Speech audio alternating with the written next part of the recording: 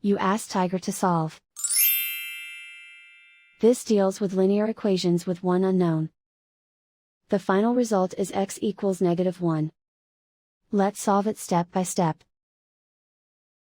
Simplify the expression. Multiply the coefficients. Group all constants on the right side of the equation.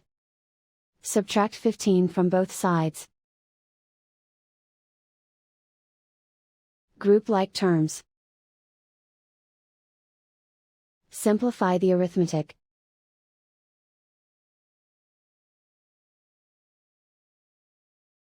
Isolate the x. Divide both sides by -1825. Cancel out the negatives. Simplify the fraction. Move the negative sign from the denominator to the numerator. Simplify the fraction. And so the final result is x equals -1.